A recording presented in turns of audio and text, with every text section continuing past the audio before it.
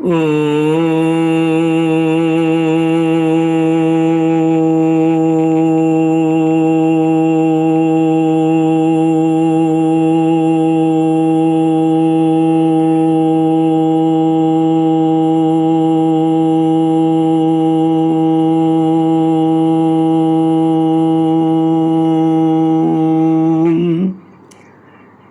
गुरुचरण कमलेभ्यो नमः।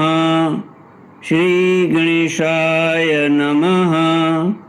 श्री सरस्वत्यै नमः। श्री विष्णवे नमः। श्री कृष्ण गोविंद हरि मुरारी, हे नाथ नारायण वासुदेव। श्री कृष्ण गोविंद हरि मुरारी, हे नाथ नारायण वासुदेव। हे नाथ नारायण वासुदेव। हे नाथ नारायण वासुदेव। श्री कृष्ण गोविंद हरे मुरारे, हे नाथ नारायण वासुदेव। ओम नमो भगवते वासुदेवाय। ओम नमो भगवते वासुदेवाय। ओम नमो भगवते वासुदेवाय। ओम नमो भगवते वासुदेवाय। ओम नमो भगवते वासुदेवाय।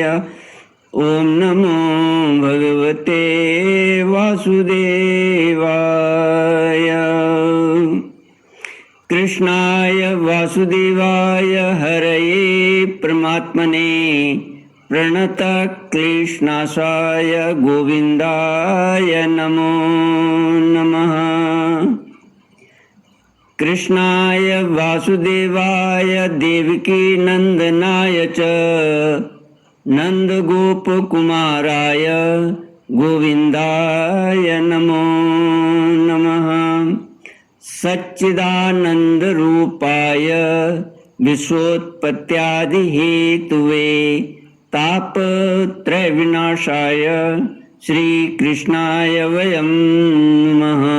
सच्चित आनंद स्वरूप परमात्मा जो सृष्टि के उत्पत्ति, पालन और श्रृंगार करता है तथा जीवों के आध्यात्मिक, आदि दैविक, आदि भौतिक तापों को नष्ट करने वाले हैं, अर्थात जीवों के मानसिक, शारीरिक और भौतिक दुखों को दूर करने वाले हैं, उन श्री कृष्ण भगवान को हम नमस्कार करते हैं। श्री कृष्ण गोविंद हरे मुरारी, हे नाथ नारायण वासुदेव।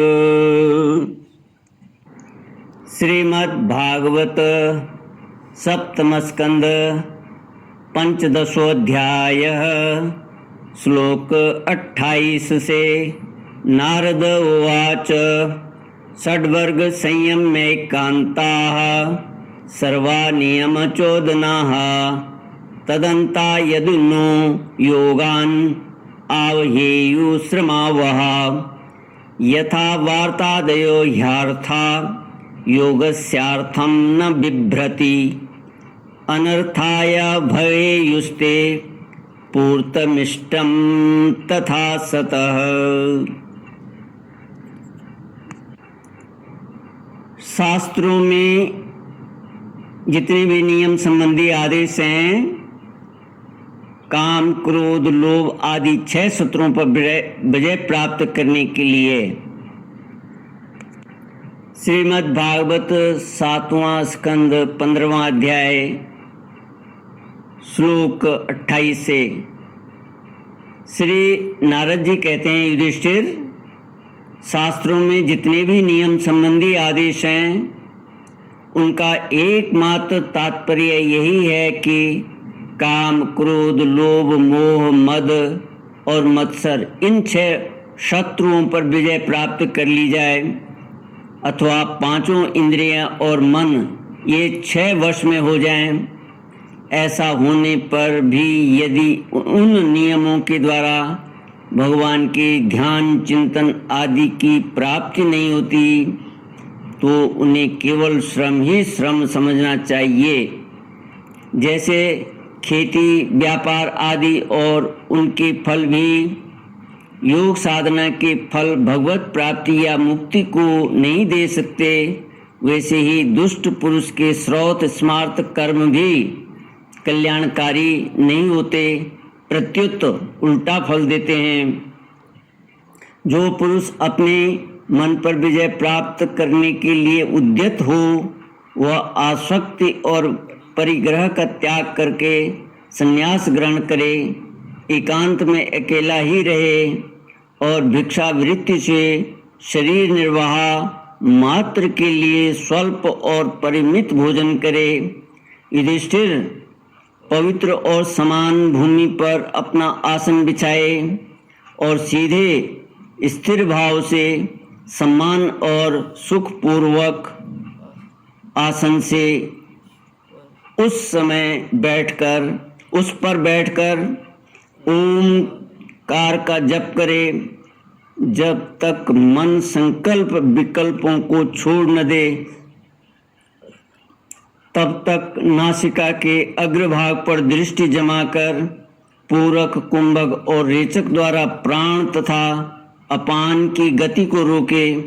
काम की चोट से घायल चित्त इधर उधर चक्कर काटता हुआ जहाँ जहाँ जाए, विद्वान पुरुष को चाहिए कि वह वहाँ से उसे लौटा लाए और धीरे धीरे हृदय में रोके।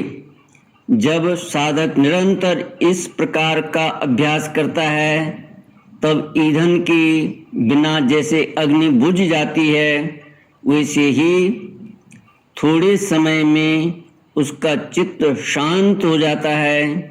इस प्रकार जब काम वासनाएं चोट करना बंद कर देती हैं और समस्त वृत्तियां अत्यंत शांत हो जाती हैं, तब चित्त ब्रह्मानंद के संस्पर्श में मग्न हो जाता है और फिर उसका कभी उत्थान नहीं होता। श्री कृष्ण गोविंद हरे मुरारे, हे नाथ नारायण वासुदेव। नारद जी कहते हैं, युधिष्ठिर, जो सन्यासी पहले तो धर्म, अर्थ और काम के मूल कारण गृहस्थाश्रम का परित्याग कर देता है और फिर उन्हीं का सेवन करने लगता है, वह निर्लज्ज, अपने उगले हुए को खाने वाला कुत्ता ही है। जिन्होंने अपने शरीर को अनात्मा, मृत्युग्रस्त और विष्ठा, कृमि एवं राख समझ लिया था, वे ही मूढ़ फिर उसे आत्मा मानकर उसकी प्रशंसा करने लगते हैं। कर्म त्यागी गृहस्थ, व्रत त्यागी ब्रह्मचारी, गांव में रहने वाला तपस्वी वानप्रस्थ और इंद्रिय लोलुप सन्यासी, ये चारों आश्रम के कलंक हैं और व्यर्थ ही आश्रमों का ढोंग करते हैं। भगवान की माया से विमोहित उन मूढ़ों पर तरस खाकर उनकी उपेक्षा कर देनी चाहिए। आत्मज्ञान के द्वारा जिसकी सारी कामनाएं निर्मूल हो गई हैं और जिसने अपने आत्मा को पर ब्रह्म स्वरूप जान लिया है, वह किस विषय की इच्छा और किस भोक्ता की तृप्ति के लिए इंद्रिय लोलुप होकर अपने शरीर का पोषण करेगा। उपनिषदों में कहा गया है कि शरीर रथ है, इंद्रियां घोड़े हैं, इंद्रियों का स्वामी मन लगाम है, शब्द आदि विषय मार्ग हैं, बुद्धि सारथी है, चित्त ही भगवान के द्वारा निर्मित बांधने की विशाल रस्सी है, 10 प्राणधुरी हैं, धर्म और अधर्म पहिए हैं और इनका अभिमानी जीव रथी कहा गया है। ओंकार ही उस रथी का धनुष है, शुद्ध जीवात्मा बाण और परमात्मा लक्ष्य है। इस ओंकार के द्वारा अंतरात्मा को परमात्मा में लीन कर देना चाहिए। राग, द्वेष, लोभ, शोक, मोह, भय, मद, मान, अपमान, दूसरों के गुणों में दोष निकालना, छल, हिंसा, दूसरे की उन्नति देखकर जलना, तृष्णा, प्रमाद, भूख और नींद, ये सब और ऐसे ही जीवों के और भी बहुत से शत्रु हैं। उनमें रजोगुण और तमोगुण प्रधान वृत्तियां अधिक हैं। कहीं कहीं कोई कोई सत्वगुण प्रधान ही होता है, कहीं कहीं कोई कोई सत्वगुण प्रधान ही होती हैं। यह मनुष्य शरीर रूप रथ जब तक अपने वश में है और इसके इंद्रिय, मन आदि सारे साधन अच्छी दशा में विद्यमान हैं, तभी तक श्री गुरुदेव के चरण कमलों की सेवा पूजा से शान धराई हुई ज्ञान की तीखी तलवार लेकर भगवान के आश्रय से इन शत्रुओं का नाश करके अपने स्वराज्य सिंहासन पर विराजमान हो जाए और फिर अत्यंत शांत भाव से इस शरीर का भी परित्याग कर दे। नहीं तो तनिक भी प्रमाद हो जाने पर ये इंद्रिय रूप दुष्ट घोड़े और उनसे मित्रता रखने वाला बुद्धि रूप सारथी रथ के स्वामी जीव को उल्टे रास्ते ले जाकर विषय रूपी लुटेरों के हाथों में डाल देंगे। ये साधु, ये डाकू, सारथी और घोड़ों के सहित,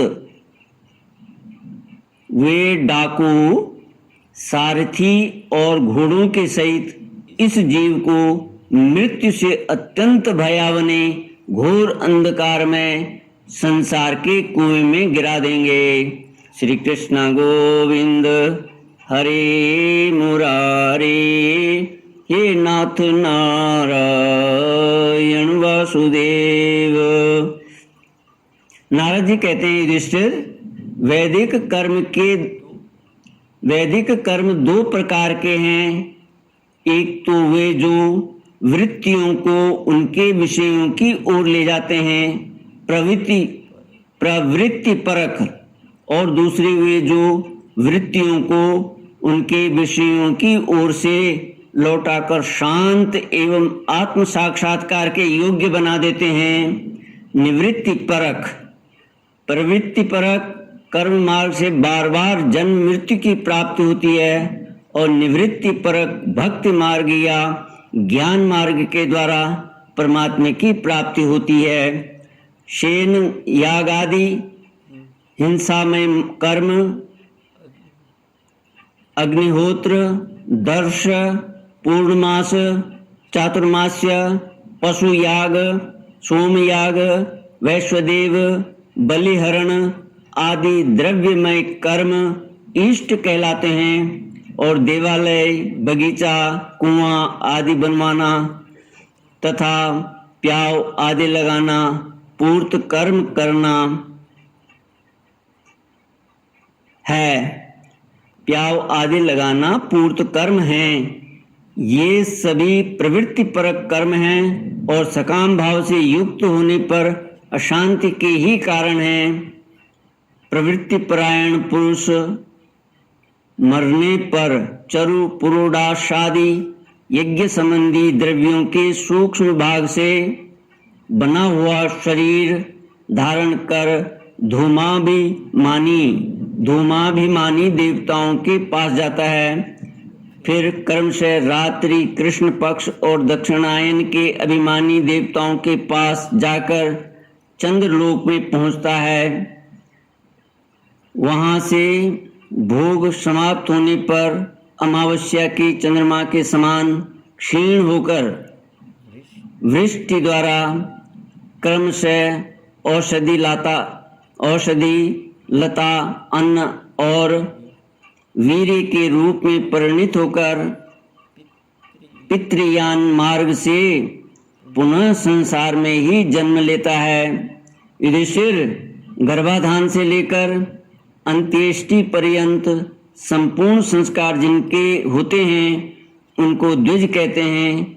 उनमें से कुछ तो पूर्वोक्त प्रवृत्ति मार्ग का अनुष्ठान करते हैं और कुछ आगे कहे जाने वाले निवृत्ति मार्ग का निवृत्ति परायण पुरुष इष्ट पूर्त आदि कर्मों से होने वाले समस्त यज्ञों को विषयों का ज्ञान कराने वाले इंद्रियों में हवन कर देता है। इंद्रियों को दर्शन आदि संकल्प रूप मन में, वैकारिक मन को परावाणी में और परावाणी को वर्ण समुदाय में, वर्ण समुदाय को अ उ म इन तीन स्वरों के रूप में रहने वाले ओंकार में, ओंकार को बिंदु में, बिंदु को नाद में, नाद को सूत्रात्मा रूप प्राण में तथा प्राण को ब्रह्म में लीन कर देता है।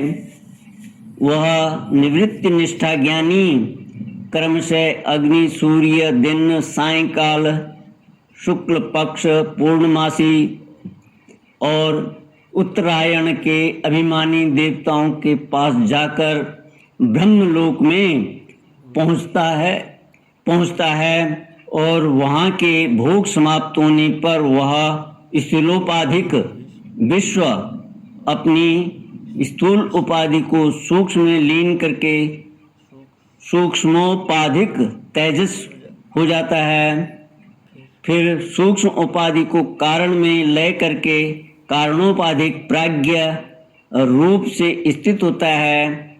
फिर सबके साक्षी रूप से सर्वत्र अनुगत होने के कारण साक्षी के ही स्वरूप में कारणोपाधिक का लय करके तुरीय रूप से स्थित होता है।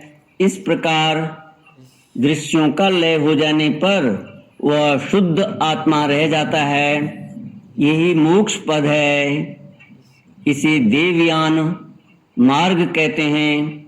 इस मार्ग से जाने वाला आत्मोपासक संसार की ओर से निवृत्त होकर क्रमशः एक से दूसरे देवता के पास होता हुआ ब्रह्मलोक में जाकर अपने स्वरूप में स्थित हो जाता है। वह प्रवृत्ति मार्गी के समान फिर जन्म मृत्यु के चक्कर में नहीं पड़ता।